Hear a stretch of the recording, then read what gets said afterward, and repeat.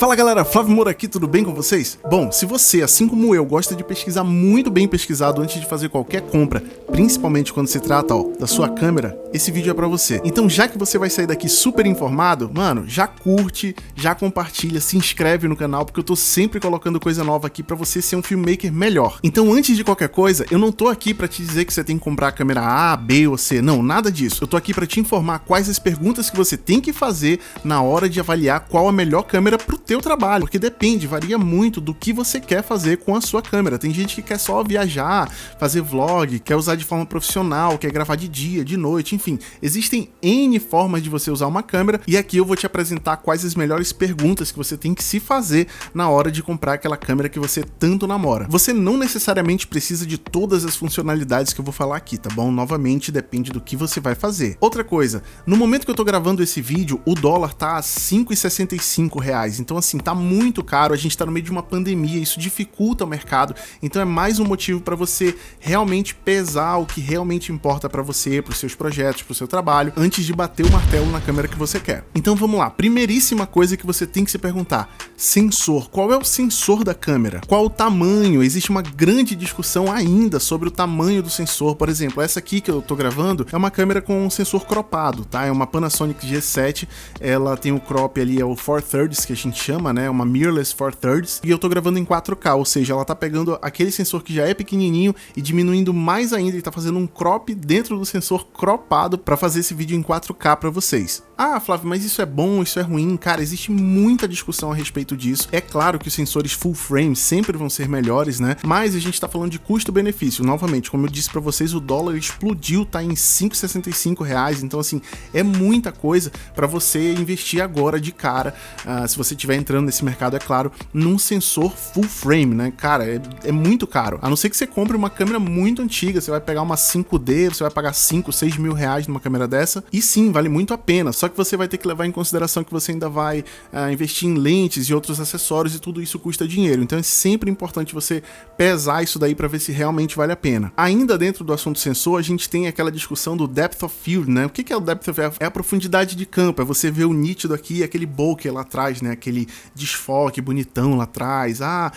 O tamanho do sensor realmente implica nisso daí. Cara, até implica, mas é tão minúscula a diferença entre um sensor grande e um sensor pequeno na profundidade de campo, que sinceramente nem é um critério para você levar adiante, entendeu? Você compra uma lente, por exemplo, eu tenho uma lente da Sigma 1770, ela é 2.8, então se eu usá-la nessa câmera, eu vou conseguir desfocar bastante o fundo, entendeu? Então assim, existe essa discussão, mas isso você mata com a lente, não com o sensor da câmera. Então, o sensor, você realmente vai avaliar com as lentes que você tem disponíveis. Por exemplo, novamente, essa daqui é uma 1770, ela é uma Sigma, ou seja, o mount é diferente, né? Então eu tenho que usar, deixa eu tirar aqui, eu tenho que usar um adaptador para colocar essa lente nessa câmera. E aí o que acontece? Eu estou distanciando ainda mais o vidro da minha lente do sensor da câmera, o que faz com que ela não seja mais um 17mm, né? Ela vai ser bem mais, na verdade. Eu não sei exatamente quanto, mas se você fizer o cálculo, a gente está falando de 20 e poucos, 30 e poucos centímetros,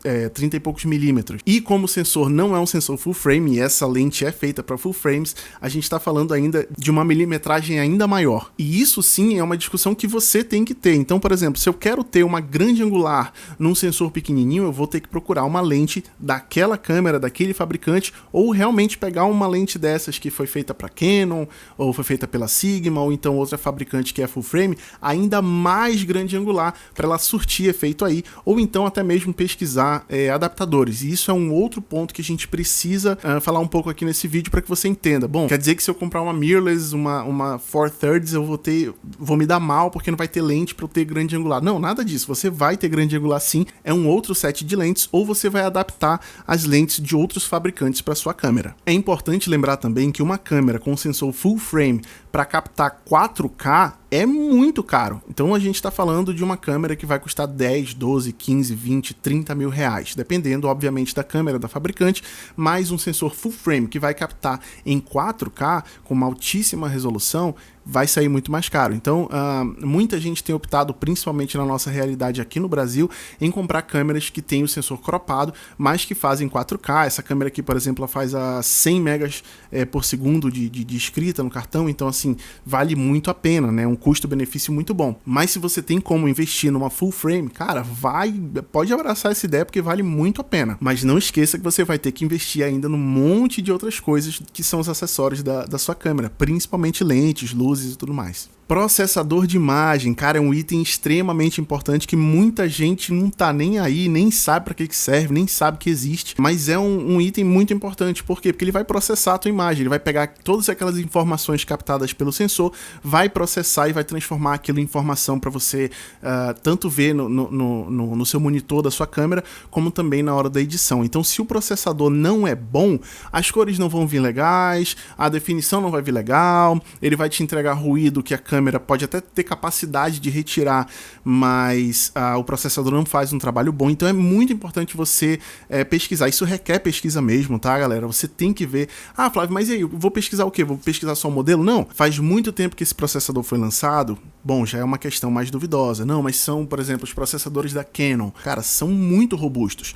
Então, por mais que seja muito antigo, a gente vai pegar novamente o exemplo da 5D Mark II, tá? Que é bem antiga. Ainda é um processador de imagem sensacional ainda hoje. Ela não se tornou obsoleta porque ela tem um potencial muito bom. Se a fabricante lançou muitos processadores na frente, é muito rápido, aquela câmera tem um processador que era muito bom, mas ela já lançou muitos na frente, já deu uma atualização, aquele processador de imagem está se tornando uma coisa obsoleta, então é melhor você pensar em algo mais novo, tá bom? Agora, se ele é um processador de imagem robusto, que ainda gera, ainda dá aquele gosto de cor muito bom, consegue reduzir ruídos, consegue não entregar uma imagem muito feia, sabe, que é cheia de detalhes ruins, assim, aquela coisa muito digital, pode levar, cara. Por mais que ela seja antiga, ainda é um tanque de guerra. Então pesquise processadores de imagem, são muito importantes. E se você ainda não entendeu sobre processador de imagem, eu vou te dar uma explicação bem breve aqui. Um bom processador numa câmera antiga pode ser a diferença entre uma imagem muito saturada, pouco saturada, com contraste ruim ou não. Então assim, veja, pesquise, tá? Não vou pesquisar exatamente o processador da imagem, ok. Mas vai no YouTube, veja, tô falando de vídeo aqui, vai no YouTube, procura câmera tal footage, né? Imagens de câmera tal, vídeo de câmera tal, e assiste, vê, principalmente cru, tá? Principalmente sem tratamento. Tem muita gente posta esse tipo de coisa no YouTube. Então vai lá e vê como é que tá o contraste, como é que tá a saturação, como é que tá ruído, como é que ela se comportou em low light, ou então com muita luz, slow motion. Tudo isso é o processador de imagem que está atuando ali toda hora para gerar aquela imagem que você está assistindo. Então é uma forma muito boa e muito mais fácil de olho você avaliar o processador de imagem daquela câmera. E falando em luz, como é que a câmera que você deseja se comporta no low light, em pouca luz? Cara, isso daí é uma discussão muito importante para você ter. Por quê? Muitas câmeras não entregam uma qualidade boa, elas não conseguem sustentar a qualidade de imagem delas em pouca luz. Então, por exemplo, se eu desligar essa luz aqui, eu acho que em 400 de ISO. Como é que tá? Tem muito ruído? Tem pouco ruído? Você precisa avaliar esse tipo de coisa. E a luz é extremamente importante. Então, peraí, os trabalhos que eu vou fazer exigem que eu, sei lá, ande somente com a câmera em low light, em pouca luz, sei lá, eu vou cobrir eventos e aí eu não vou ter como setar a luz em todas as imagens, por exemplo. Se sim, se a sua situação é essa, você vai ter que cobrir eventos e você não pode confiar muito nas situações de luz e você não vai ter tempo de colocar uma luz, um softbox, uma luz direta, enfim, para contornar esse problema. É bom que você pesquise uma câmera que tenha bom low light, né? Então, que câmeras fazem isso? Por exemplo, as câmeras da Sony, elas são muito boas e reconhecidas por isso, por entregar ISOs de, sei lá, 200 mil de ISO com um ruído minúsculo, ou então em alguns modelos nem tem ruído, né? Essa minha câmera aqui, eu posso ir até 800 de ISO e aí eu consigo uma qualidade legal que não vai desmoronar na hora que eu for editar. Tá? Mas por quê? Por que eu optei por essa câmera? Porque eu posso, nos meus trabalhos, controlar a luz. o meu celular acabou de dizer boa pergunta. Não sei porque que ele fez isso, mas é isso aí. Tomei um susto que eu tô sozinho aqui, ouço uma voz do nada, né? Então se você, assim como eu, pode, em todo o trabalho, colocar uma luz para compensar qualquer tipo de problema com low light que a sua câmera tem, né? Até porque eu trabalho com comerciais, para TV, para internet, a gente sempre tem que se preocupar com a luz, né? A gente não vai fazer uma imagem ali, pegou a câmera, vai, gravando. Não, tem que setar, tem que fazer direitinho, tem que trabalhar toda a composição de luz. E aí, como eu faço isso, eu não preciso me preocupar muito com ISO, né? Então, se você tem essa possibilidade, ISO não necessariamente é uma grande preocupação para você. Mas se você, meu amigo, não pode contar com as luzes, então procure saber como é que a sua câmera, a câmera que você deseja, performa com pouca luz, tá? Se ela gera muito ruído, até que ISO ela consegue ir sem ficar cheio de ruído. E aí, novamente, cara, vai no YouTube, procura footage, né? Vídeos feitos com essa câmera por outras pessoas, e aí você vai ter a oportunidade de saber como ela se comporta em low light. Dynamic Range, o que é o Dynamic Range, né? Esse alcance dinâmico, o que é isso? Eu acho que é alcance dinâmico, não tenho certeza, daqui a pouco eu pesquiso. Enfim, pesquisa aí, dá um Google. Mas Dynamic Range é o quê? É o alcance em f-stops, né? Ou seja, em pontos de abertura que a sua câmera consegue fazer do extremo preto até o extremo branco, né? Como é que é isso? Por exemplo, imagina uma situação onde, digamos que fosse de dia, agora está de noite, mas digamos que fosse de dia e eu tivesse aqui uma janela atrás de mim e o sol lá atrás e um campo, árvore, pessoas passando e tudo mais. Se eu pego a câmera e configuro ela para eu estar bem exposto aqui, não tá nada estourando em mim, eu não estando muito preto nem muito branco, mas exatamente bem exposto, como é que estaria a imagem lá atrás? Se a imagem está muito estourada, está tudo branco, não consigo ver nada, então o Dynamic Range da minha câmera não é tão bom assim. Né? Ele é pouco, assim, ele tem poucos f-stops. Se eu consigo me ver bem e lá fora eu sei que está muito claro, mas eu consigo ver algumas coisas, então o Dynamic Range da minha câmera é melhor. Esse é o objetivo da sua avaliação no Dynamic Range da câmera, tá bom? É saber quanto f-stops ela tem. É claro, a gente tem uma média muito parecida entre as câmeras de acordo com o espaço que elas estão dentro do mercado. Câmeras como a G7 vão ter um alcance dinâmico, câmeras como a GH4, a GH5, a gente já está falando de alcance dinâmico um pouco maior. Câmeras como uma Alexa Mini, câmeras de cinema já, a gente já está falando de alcance, eu acho extremo, eu acho que o máximo de que tem uma Red, e parece pouco, né, cara, de 13 para 14 f-stops, qual é a diferença que isso vai me gerar? É muito visível? Sim, é muito visível, um f-stop vai te entregar muita diferença. Eu apontei para o céu aqui, não estava tão bem exposto, e aí você vai ver tudo branco, né, uma nuvenzinha cinza e o resto tudo branco, tá? Uma que tem 14 f-stops não, ela já vai te entregar toda a nuance de cinzas, um pouquinho de azul e tal. Se ele estiver estourando alguma coisa vai ser bem pouquinho, mas a imagem vai estar muito mais natural, muito mais cinematográfica, que é o que todo mundo quer ultimamente, né? Então, Dynamic Range é também algo extremamente importante para você sacar na hora de comprar sua câmera. Outro ponto que gera muita discussão, galera: estabilização na câmera, estabilização na lente. São importantes? Sim. São extremamente necessários? Depende do que você faz.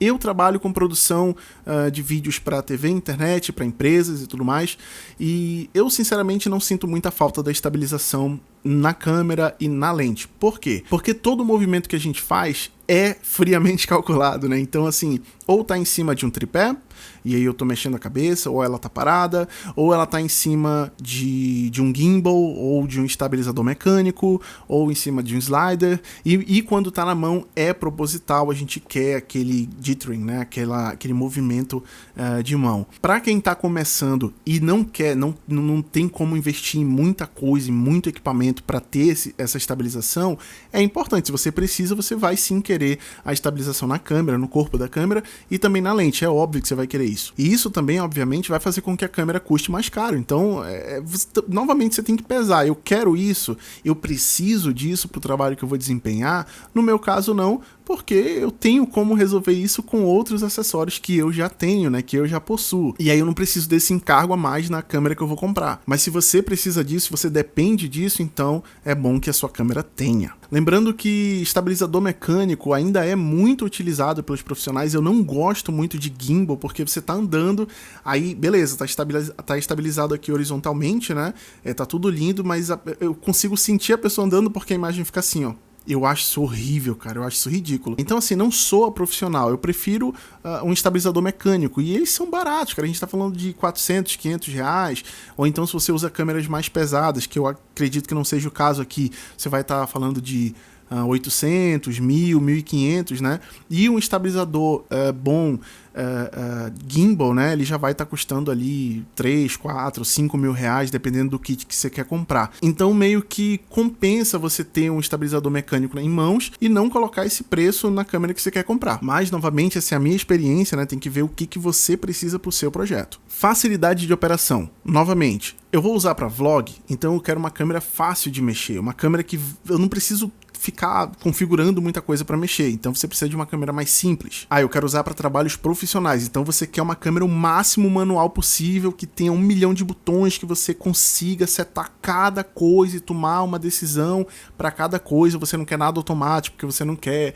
o balanço de branco mexendo do nada conforme você mexe a câmera, então isso também vai depender do seu projeto, tá? No meu caso, eu quero a câmera mais manual possível, então eu quero que seja um foco manual, eu quero que eu cuide da estabilização, eu quero que eu cuide do balanço de branco, das cores, do zoom, tudo isso eu quero decidir, eu quero fazer. Então pra mim a câmera tem que ser o máximo manual possível. Então assim, é até meio estranho, né? Mas eu quero a câmera mais difícil de mexer possível, nesse sentido, bem entre aspas mesmo, mas que eu possa tomar todas as decisões, porque eu quero ter 100% de controle no que eu vou mostrar na minha imagem. Caso você queira uma coisa mais automática, então é óbvio que você não vai para esse tipo de câmera, você vai para uma câmera mais fácil de mexer, que você aperta 1, 2, 3 botões e ele já vai fazer tudo que você precisa. Perfis de cor. Quais são os perfis de cor que a câmera que você deseja tem? O que ela oferece para você? Quais são as facilidades ou as dificuldades, novamente? Eu gosto de uma câmera que ela vai me dar um C-Log ou um D-Log, né? Que são aqueles perfis mais cinema, que são mais lavados,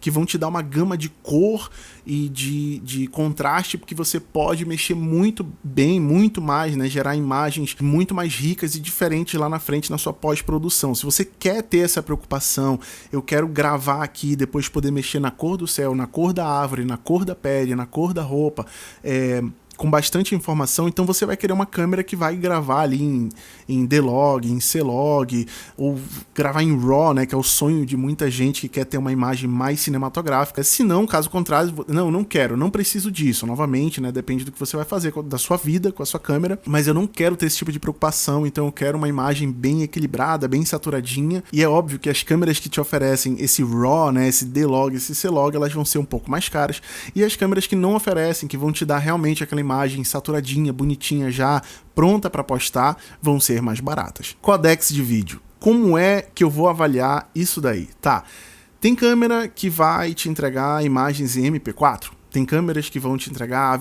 AVC-HD, tem câmeras que vão te entregar MOV, tem câmeras que vão te entregar em RAW e diversos outros formatos, né? Diversos outros codecs que nada mais são uma forma que a sua câmera trata aquela informação, né? Como é que ela comprime aquilo ali para te entregar, né? Dependendo da compressão, ela vai mexer na qualidade, ela pode sacrificar um pouco da qualidade para te entregar arquivos menores, ela pode sacrificar um pouco do espaço do teu cartão para te entregar arquivos com maior qualidade, e isso novamente vai depender do tipo de projeto que você quer. Quanto mais facilidade, eu vou querer um MP4 mesmo, um MOV, beleza, show. Não, eu quero trabalhar com RAW, ou então eu quero trabalhar com MOV sem nenhum tipo de compressão, e aí a câmera vai consumir muito mais espaço, você vai ter que ter um poder de processamento no seu computador para fazer a sua pós-produção muito maior, para você realmente poder lidar com todos aqueles arquivos sem ter nenhum tipo de problema, travamento, que é uma dor de cabeça para editor. Então esse é outro ponto que acaba sendo muito ignorado pelas pessoas na hora de fazer a compra da sua câmera, e depois vira um pesadelo, porque elas vão ter que converter as imagens, ou vão ter que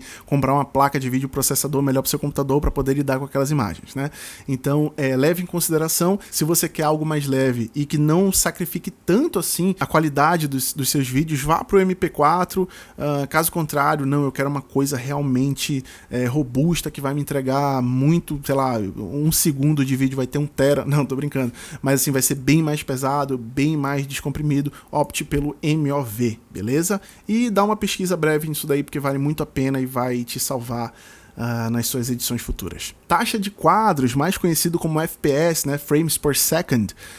O que é isso, galera? Bom, esse vídeo aqui você está assistindo em 24 frames por segundo. Esses vídeos mais bonitinhos, mais cinematográficos, com esses movimentos mais cravados e tudo mais. E essa câmera, que é a Panasonic G7, que eu amo de coração desde que eu adquiri, faz 24 frames por segundo em 4K, faz 30 frames por segundo, faz 60 frames por segundo em Full HD, não faz 120, adoraria que fizesse, mas infelizmente não faz. Mas eu não sinto tanta necessidade de fazer 120 frames por segundo, que é aquele super slow motion. Às vezes faz falta, mas não tanto assim, e em breve eu vou investir em outra câmera que vai fazer esse 120 com outras configurações. Mas a pergunta é, você, o que você quer? Eu quero fazer vídeos em 24 frames por segundo. Então você não vai querer uma câmera que faz a partir de 30 frames por segundo, porque mesmo que você converta, não é a mesma coisa, não é o mesmo feeling. A mesma coisa para quem quer slow motion, tá? Se você quer, eu quero um super slow motion com 240 frames por segundo, então você vai optar por uma câmera que faz 240 frames por segundo, e lá na ficha técnica da câmera que você quer comprar, vai ter lá as capacidades da câmera. É sempre importante você saber em que resolução ele faz aquela quantidade de frames per second, ou seja, essa câmera aqui ela faz 60 frames por segundo em Full HD. Antes dessa eu tinha uma T5, não era T5i, era T5. Ela fazia 60 frames por segundo em 720p, ou seja, HD.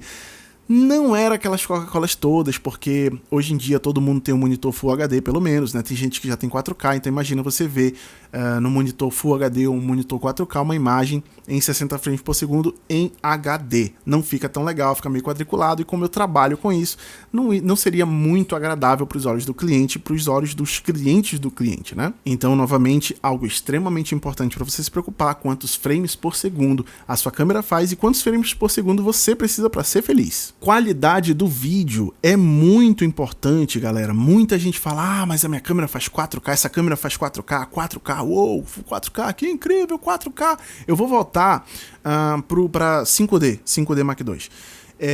Ela é Full HD. Ela não vai fazer 4K. Ok, mas o Full HD dela é muito diferente de você pegar um Full HD de uma Canon T5, de uma Canon SL2, por exemplo. Por quê? Porque ela vai te entregar muito mais informação dentro daquele Full HD do que o Full HD de uma Canon T5, de uma Canon SL2, de uma Canon SL3.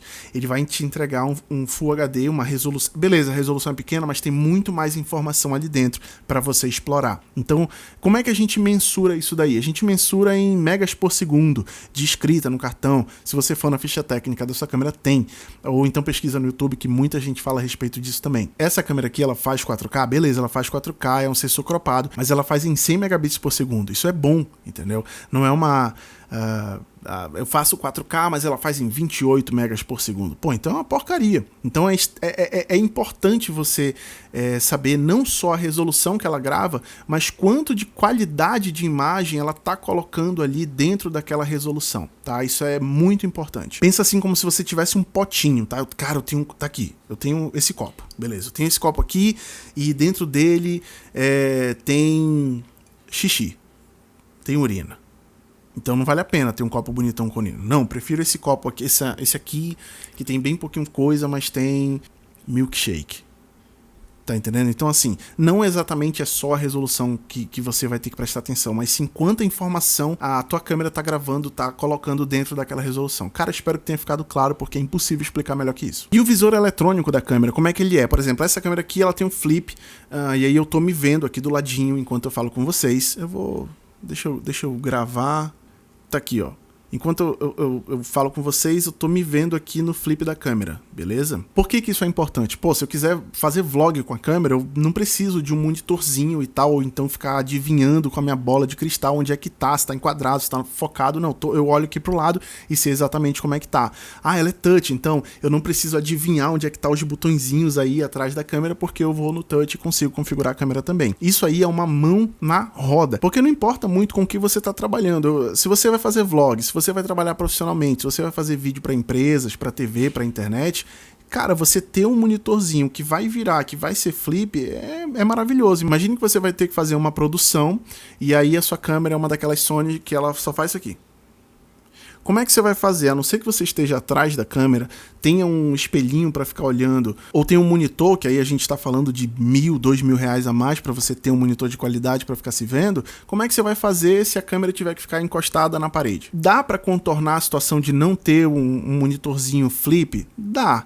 Mas a dor de cabeça, sinceramente, não compensa. Então eu acho extremamente importante você ter um monitorzinho flip, entendeu? Porque se você for gastar num monitor adicional, que é importante também, mas para quem está começando, é muito dinheiro que você vai ter que dar. Então uma câmera com monitorzinho flip, touch se possível, maravilhoso. Conectividade. Outro ponto que muita gente não tá nem aí, mas é muito importante, porque quando a gente tá no sufoco, você poder controlar a sua câmera pelo celular, não tem preço. Às vezes você não consegue, numa produção, tá ali do lado, operando em cima da câmera, você tem que estar do outro lado e tal, resolvendo outras coisas, e você poder controlar a câmera ali, ou então até ver o enquadramento, o foco, como é que tá pelo celular, mesmo que você já tenha configurado tudo, mas para ter certeza, é muito importante. Então veja se ela tem uma conectividade, às vezes por cabo, ok, às vezes pela internet, você baixa o aplicativo e consegue. Muitas câmeras hoje em dia já fazem isso, é muito bom, é muito importante ter. Ah não, mas eu só vou fazer vlog. Ok, então você não precisa disso, entendeu? Mas se você precisa, saiba que é uma ótima qualidade das câmeras, hoje em dia muitas têm e vale a pena ter na sua câmera também. Saída para microfone. Muitas câmeras hoje em dia tem uma saidinha lá, você abre uma portinha, tem um lugarzinho para você colocar o plug e já colocar um microfone em cima da câmera, ou então lapela, quando você estiver entrevistando alguém, ou enfim, se você não quiser ter um trambolhozinho em cima da sua câmera. Isso aí é muito importante, eu não tenho na minha, quer dizer, tenho um plugzinho, mas eu não confio, porque o pré-amplificador dessa câmera não é boa, então se eu for confiar no áudio que sai dela, não vai sair uma coisa muito profissional, e para isso eu uso um Zoom, gravador de campo, o Zoom H4n Pro, que é sensacional, é ele que eu estou usando agora, ele tá ligado no fiozinho aqui XLR Canon nesse microfone condensador, e aí você tá me ouvindo com altíssima qualidade, muito bem, por causa disso. E se eu tivesse confiando no pré-amplificadorzinho aí da G7, não estaria tão bom assim. Então para mim eu preferi investir a parte num gravador de campo. E você não precisa, tá? Existem muitas câmeras que tem lá o inputzinho, e aí você compra um Rode Go, né? Um Rode Mic Go, que é sensacional, e você vai conseguir uma boa qualidade. Se for profissional, aí eu indico que você compre o gravador de campo, que é muito melhor. Saída para monitor externo. Eu tava falando de monitor ainda agora, caso você não tenha um flipzinho, mas se você quiser pensar no futuro, olha, futuramente eu vou ter que comprar um monitorzinho até para o cliente se ver, e aí adiciona valor na produção e tudo mais. Se você quer contar com isso, então já pesquisa um micro USB, um micro HDMI.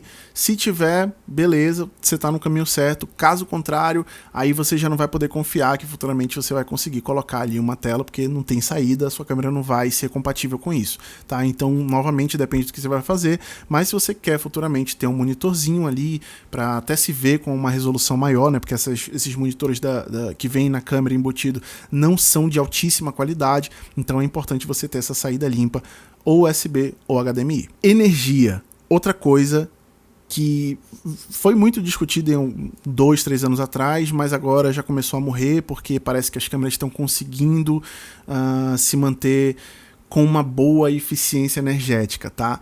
Mas depende, novamente, do que você vai fazer. Tem gente que vai viajar e aí quer ter uma bateria que ela consiga confiar aí durante muitas horas ligada para tirar fotos, para fazer vídeos e tudo mais. E aí você não vai comprar uma câmera que tem uma eficiência energética ruim. Então, quanto tempo eu consigo de gravação de câmera com a bateria da câmera que eu quero comprar? Será que eu consigo 1 hora? Tem câmera que só aguenta 15 minutos e pronto, desliga, acabou a bateria, você vai ter que trocar a bateria. E beleza, eu compro várias baterias, tudo bem, mas tem trabalhos que você não pode interromper no meio ali, a pessoa tá dando um depoimento seríssimo e você precisa confiar naquela bateria para ela não te deixar na mão, e é horrível, né? Parece que você morre por dentro quando você tá gravando ali um depoimento do presidente da empresa, e aí começa a piscar a câmerazinha vermelha e você tem que torcer pro presidente acabar logo o discurso dele para você não passar a vergonha de ter que trocar de bateria. Por exemplo, no momento que eu comecei a gravar esse vídeo, a minha bateria tava nos finalmente. Eu tô gravando até agora que ela começou a piscar, ela ainda vai render um pouco, mas eu vou parar daqui a pouco pra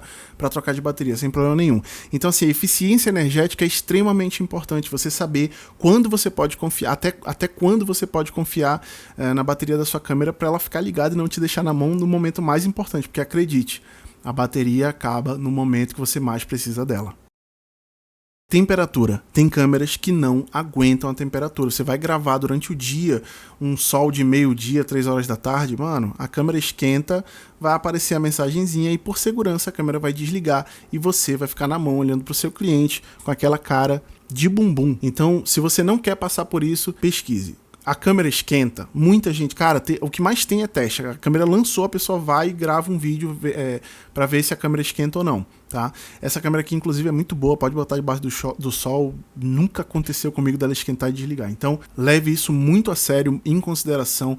Muitas câmeras que saíram no ano passado, ano passado, no retrasado, passaram por isso, e aí elas tiveram que fazer recall, ou então lançar atualizações para isso não acontecer mais. Parece que as câmeras agora estão conseguindo lidar melhor com esse tipo de coisa, mas não confie. Continue pesquisando. Ela esquenta ou ela não esquenta? Ela aguenta ficar ali no calor? Porque câmera, cara, a gente raramente a gente liga em lugar friozinho, né? É sempre muito quente, aí você tá lidando com luz e tal, tudo isso esquenta. Se a câmera não aguentar, babau, você vai perder o seu trabalho. Até para quem viaja, né? Às vezes não é nem profissional, mas, pô, vou viajar, vou pro sol, vou pra praia, câmera esquentou, desligou, e aí você vai ficar sem. Então, pesquise, a câmera esquenta ou não esquenta. Por último, galera, acessórios. Como é que tá o mercado de acessórios para a câmera que você quer comprar? Estou falando de cage, estou falando de microfones, estou falando de capas, estou falando de lentes, estou falando de tudo isso. Tem muita câmera que sai que não tem adaptador para outras lentes. E aí, como é que você vai fazer? Você vai ficar sem lente? Você vai se limitar? Você vai ser um escravo daquela marca para usar aquelas lentes? E assim como existem esse tipo de marca, essas câmeras, existem câmeras, essa aqui, por exemplo. Essa aqui eu comprei um adaptador e eu uso lente Sigma, lente Canon, que não está aqui comigo, as lentes da própria marca. Pronto, você se salvou, entendeu? Por exemplo, cage para essa câmera, depois você pesquisa o que é uma cage, porque ela é muito útil, já é um pouco mais difícil e um pouco mais caro. Eu não tenho muito a necessidade de ter uma cage para essa câmera, então meio que tá tudo bem, não tem muita importância, não ia sacrificar minha compra, porque não dá para comprar uma cage. Mas pesquise quais são os acessórios que estão disponíveis para minha câmera. Se ela tiver muitos acessórios, pô, legal, posso implementar e vou conseguir fazer coisas incríveis. Se ela não tem, aí já começa a ficar meio perigoso. Quando as empresas não fazem acessórios para câmeras, pode significar que aquela câmera vai ser descontinuada, que ela não é uma good deal, né? Ela não é uma boa oportunidade de compra, não é um bom produto, daqui a pouco vão esquecer. Então, assim, sempre tem aquela coisa, eu vou comprar uma câmera, eu vou comprar um produto, eu quero pensar em como ela vai estar quando eu for vender. Né? Tem muita gente que leva isso em consideração, eu acho que você devia levar também. Se não estão dando muito valor para minha câmera, não estão fazendo acessórios, né? Não estão muito investindo nela, isso pode ser sinal que daqui a pouco ela vai morrer, vai ser descontinuada, não vai ter mais atualização, a galera vai parar de usar e aí você vai ficar para trás e você já gastou dinheiro com aquilo. Então, acessórios, algo extremamente importante que muita gente não leva a sério, é uma boa forma de saber se a sua câmera vale a pena ou não. E galera, é isso, esses são todos os pontos que eu queria falar com vocês. Tem que é um ponto bônus, na verdade, é saber como é que a marca, a fabricante que fabricou, a fabricante da sua câmera, da câmera que você deseja, como é que ela tá no mercado, porque tem câmera que tá muito bem, aliás, tem fabricante que tá muito bem das pernas e tem fabricante que tá meio lá e meio cá. Então, se você compra a câmera de um fabricante que tá mais ou menos no mercado, daqui a pouco essa marca morre, você vai perder tudo, você vai perder os acessórios, os adaptadores, as lentes, o valor de mercado, quando você quiser vender para trocar por outra. Então é importante também, não tão importante eu acredito como os outros pontos, mas você saber como é que tá, qual é a força dela no mercado, porque isso agrega valor. Se você, eu trabalho profissionalmente, eu quero uma câmera para trabalhar profissionalmente, beleza, então você vai querer uma câmera de uma marca que está morrendo no mercado? Né? Então assim, pensa nisso, porque quando você estiver na produção, o pessoal vai olhar para a marca da tua câmera e as pessoas fazem isso, acaba perdendo, né? Então assim, eu sinceramente não dou muito valor para esse tipo de coisa, mas eles dão valor para esse tipo de coisa. Então assim, se você é a pessoa que está atendendo, que está prestando serviço, você vai querer prestar serviço com as melhores marcas, né? Mesmo que você queira gastar menos com a câmera, mas quando a pessoa vê aquela marquinha, ela fica, interessante, Panasonic, Lumix, Canon, Sony, entendeu? Aí o pessoal já fica meio assim, interessante. Tem marcas que estão subindo no mercado com tudo. A gente está falando, por exemplo, a Olympus está entrando no mercado. Está entrando, não, ela já está nesse mercado há muito tempo, mas ela está vindo com uns produtos sensacionais, e aí você vê esse tipo de produto, ainda não tem muito valor, mas eu tenho certeza que ela vai crescer ainda mais, no sentido de, caramba, essa câmera antigamente ninguém dava muita bola, agora o pessoal tá dando e tal, e aí você ainda consegue bons preços agora, então tudo isso é analisar o mercado daquela marca, daquela fabricante. Então leve isso em consideração também, porque é uma boa. Galera, é isso. Esses são os pontos, definitivamente todos os pontos que eu queria tratar aqui para vocês hoje. Espero ter ajudado. Se você fizer essas questões, né, eu queria saber na hora de comprar minha câmera, a primeira câmera, né, não foi uma tão boa escolha assim, mas essa aqui com certeza foi o melhor custo-benefício que eu encontrei na época.